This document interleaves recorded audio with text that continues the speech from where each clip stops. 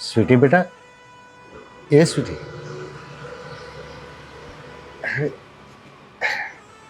હા પપ્પા. કેવું છે બેટા હવે? ઠીક છે પપ્પા. ઠીક છે કે સારું છે? એમ તો સારું જ છે, પણ આ માથું બહુ ભારી ભારી રહે છે. સારું થઈ જશે બેટા. પપ્પા, અશોકજી જોયા છે. શું આવ્યા છે? લેવા આવ્યા છો મને? નહીં, ડિવોર્સ દેવા આવ્યો છું. પપ્પા, એ ડિવોર્સની વાત કરે છે. તો કેમ નો વાત કરાય? અને હા, સહી કરવા માટે છે ને તૈયાર રહેજો. હું અત્યારે વકીલને મળીને જ આવ્યો છું. સમજ્યા તમે કે નહીં? તો પછી તમે ડિવોર્સનું નક્કી કરી જ નાખ્યું છે એમ ને? કરી જ નાખવાનું હોય ને. અશોક, હજી સમય છે. આ એવી મોટી કઈ ગંભીર બીમારી નથી. આનો કાંઈકનો કાંઈક ઈલાજ નીકળશે. અરે આનથી મોટી ગંભીર બીમારી બીજી કોઈ નથી, એમ બોલ તું. પણ જીજુ, તમે દત્તક લઈ શકો ને? અરે એ થોડું આપણું લોહી કહેવાય. બેટા રહેવા દે હવે. એમ પણ મન વગરના સંબંધો વધુ ટકી નથી શકતા. એમણે જે નિર્ણય લીધો છે ને તેમાં આપણે મંજૂરી આપી દો. હા ઠીક છે, કાંઈ વાંધો નહીં. હા, બરોબર. અને એક બીજી વાત કરવાની છે. હા, કે 10 લાખ રૂપિયા તૈયાર રાખજો. 10 લાખ? કેમ 10 લાખ? હા, આ તમે મારી હારે કેવડો મોટો દગો કર્યો. આ તમને બધી ખબર હતી કે આના ગર્ભાશયમાં ગાંઠ છે, તોય મારી હારે લગ્ન કરાવ્યા તમે? હા, કેવી વાત કરો છો? હા. અમને એવી કોઈ ખબર નહોતી. હવે તો તમે એમ જ કહો ને કે અમને એવી કાંઈ ખબર નહોતી. જો હું કેસ કરે ને તો કેટલા થાય કાંઈ નક્કી જ નહીં, બરોબર. પણ જો કેસ ન કરવા જવા દેવો હોય તો 10 લાખ આપી દઈએ. તમને મેં આ દવાખાનાના ખર્ચામાંથી તો છૂટા કરી દીધા. એ ખર્ચો હું કરીશ, પણ ઉપરથી 10 લાખ રૂપિયા હું તમને કેવી રીતે આપી શકું? અરે તમારી પાસે ઘણાય રૂપિયા છે, બરોબર. અને આમાંય ત્યાં તમારી 2 દીકરી છે ને તમારો દીકરો તો છે નહીં, તો પછી તમારે એટલા બધા પૈસા ન કરવા છે. જો અશોક કુમાર, મારી પાસે કોઈ પૈસા નથી. હા, તો મેં મારી દીકરીના લગ્ન માટે ભેગા કર્યા હતા ને, એ પૈસા હું દવાખાનામાં વાપરવાનો છું. એના સિવાય મારી પાસે કાંઈ નથી. હોય કે ન હોય, મારે તો પૈસા જોઈએ. હા, અશોક, તમે સાવ આવા કઈ રીતના હોઈ શકો? થોડીક તો માણસાઈ રાખો. અરે લગ્નમાં કેટલા 10-12 લાખનો ખર્ચો કર્યો તો, કઈ લગ્ન એમણામ નહોતા થયા. તો તમારા ઘરે મારા પપ્પાએ એની દીકરી દીધી હતી અને તમે તમારા ઘરની લક્ષ્મીને બહાર કાઢી નાખી છે. હવે પૈસા માંગો છો? કઈ દીકરી? હા, કઈ દીકરી? આ ગાંઠવાળી દીકરી? જીજુ, મારા પપ્પા પાસે એટલા બધા પૈસા નથી. તમે પ્લીઝ ડિવોર્સ દેવા હોય તો દઈ દો, પણ પૈસા તો ના માંગો. પૈસા તો મારે જોશે, બરોબર. અને હા, હું માનું છું કે આ મારી પત્ની છે, પણ પેલા તો તમારી દીકરી હતી ને. હા, અમારી દીકરી છે અને હંમેશા રહેશે, અને એની હરેક ફરજોનું અમે પાલન કરીશું. પણ તમે તો એટલા ડરપોક નીકળ્યા કે તમારી ફરજ, તમારી માનવતા બધું ચૂકીને પીઠ બતાવીને ઊભા રહી ગયા. શરમ ન આવી તમને? શરમ તમને આવવી જોઈએ કે આવી વાત છુપાવીને મારી સાથે લગ્ન કરાવી દીધા. અશોક, કેટલી વખત કહ્યું, મારા માવતરે તમારીથી કોઈ વાત છુપાવી નથી. મને નખશુદ્ધામાં એકેય રોગ નતો. હવે અચાનક આ બધું ક્યાંથી થયું? અને એ નક્કી થોડી હોય કે ક્યારે રોગ આવી જાય. એ નક્કી હોય કે ન હોય, બરોબર. બાકી તમે પૈસા તૈયાર રાખજો. પૈસા તો અમારી પાસે નથી. પપ્પા, આ લોકો તો દિવસે ને દિવસે આપણી વિપત્તિ વધારતા જ જાય છે. હવે 10 લાખ રૂપિયા. ચિંતા ન કર બેટા. ભગવાન બધી સમસ્યાનો નિકાલ કરી આપશે. આપણી પાસે એના સિવાય કોઈનો આધાર નથી. ઠીક થઈ જશે બેટા બધું.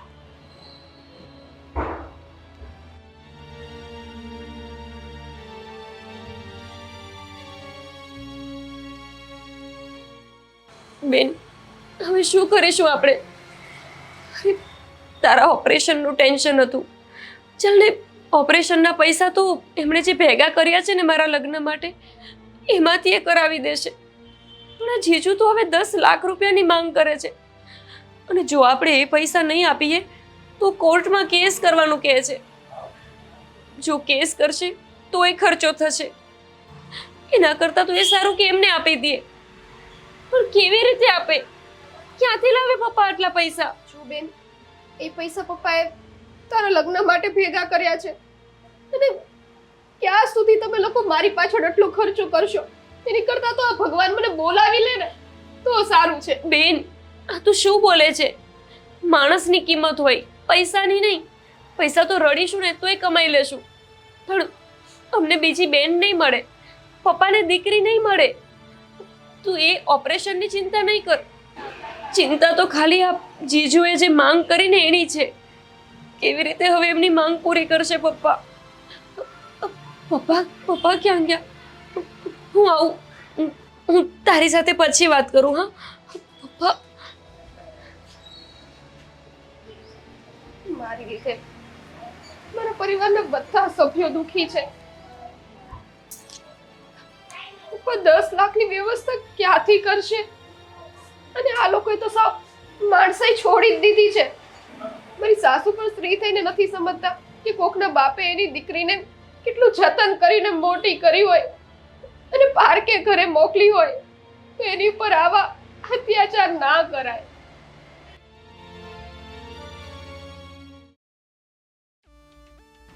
આ ગયો છે ને તે છૂટાછેડાની વાત કરીને આવે ને તો સારું. કાંક ઠેકાણું પાડીએ બીજું એનું તો મેળ પડે. હા મમ્મી, હા બોલ ને. હવે તમારે છોકરી ગોતવાનું ટેન્શન નહીં લેતા. કાં મળી ગઈ છે. ક્યાં મળી ગઈ? ક્યાં મળી ગઈ? હું આ દુનિયામાં કેટલી છોકરી છે, હે, તો મળી ગઈ. એ પણ કોની છોકરી છે? અરે મારા સસરાની. તારા સસરાની? એલા એ હું માંડાણો છું. તને એકવાર તો મેં કીધું કે એને છૂટાછેડા દેવાના છે. આમ તારા મગજમાં નથી ઉતરતું ઈ? હું કહું ઈ તમારા મગજમાં નથી ઉતરતું? ના રે ના. હું સ્વીટીની વાત નથી કરતો, તો એની નાની બેન ગોપી. ગોપી? હા. ઈ હું કાંઈ તાર હાહરો માની જાહે? માને કેમ નહીં? માનવું પડશે. કેવી રીતે?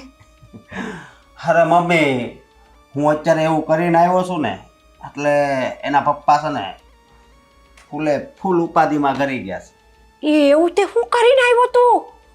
મેં કીધું કે તમે અમારી સાથે દગો કર્યો છે, એટલે એના 10 લાખ રૂપિયા થશે, અને જો 10 લાખ રૂપિયા નહીં આપો તો હું કેસ કરી દઈશ. હે એલા લે કઈ વાત. તું તો હારો દાવ રમીને આવ્યો. હા, પણ હું શું કહું છું કે થોડોક ટાઈમ છે ને રાહ જોવી પડશે. એલા કાં? એનું કારણ છે કે અત્યારે હું 10 લાખનું કહીને આવ્યો છું. હા. એનું ડિપ્રેશન વધતું જ જાય. પછી કદાચ અહીંયા આવે ત્યારે આપણે વાત મૂકવાની. પણ આપણે હાલત જાય તો શું વાંધો છે? એ દેહે જ એની દીકરી આપણને. હા હા, કાનો દે? ના, સામેથી નથી જવું. એવું? હા, આ મેં પાસા નાખ્યા છે.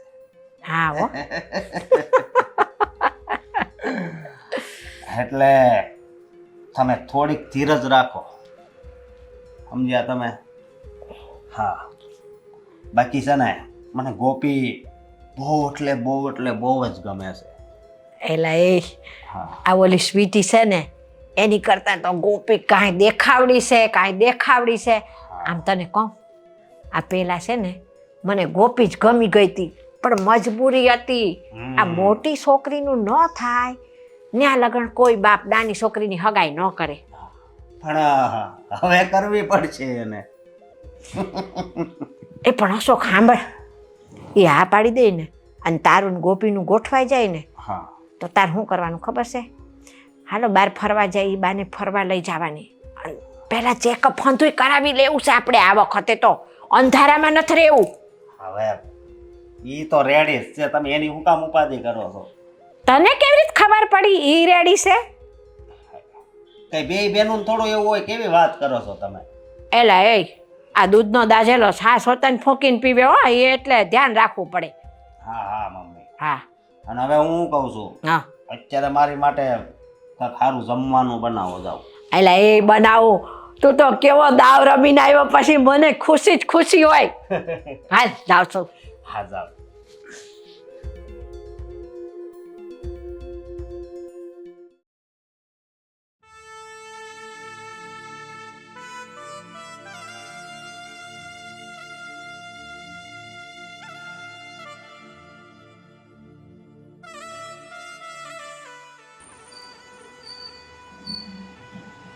કઈ રસ્તો મળતો નથી.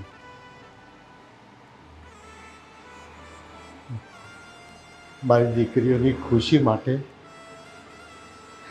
બધું કરવા તૈયાર છું, પણ મારામાં બધી શક્તિ પણ હોવી જોઈએ ને. મારી દીકરી માટે કદાચ જીવ આપવો પડે તો આપી દઉં, પણ જમાઈ તો 10 લાખ રૂપિયાની જીદ લઈને બેઠા છે. ક્યાંથી લાવું 10 લાખ રૂપિયા? થોડા ઘણી પપ્પા પપ્પા તમે ટેન્શન ન લો. મને ખબર છે જીજુ જે કહીને ગયા છે ને એ એમના માટે તો ખાલી શબ્દો છે, પણ તમારા હૃદય ઉપર તો એ શબ્દો નહીં, પણ એમના શબ્દોનો આઘાત તમને કઈ હદે દુઃખી કરતો હશે હું સમજુ છું.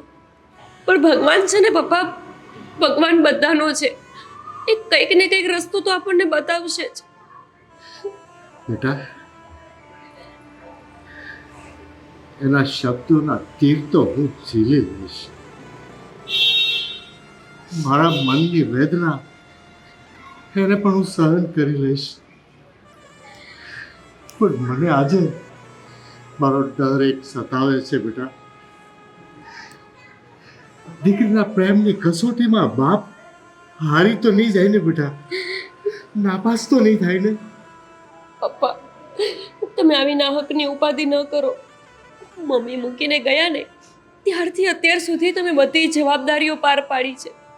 અરે એક પેન્સિલથી લઈને લગ્ન સુધીની બધી જવાબદારી તમે ઉપાડી.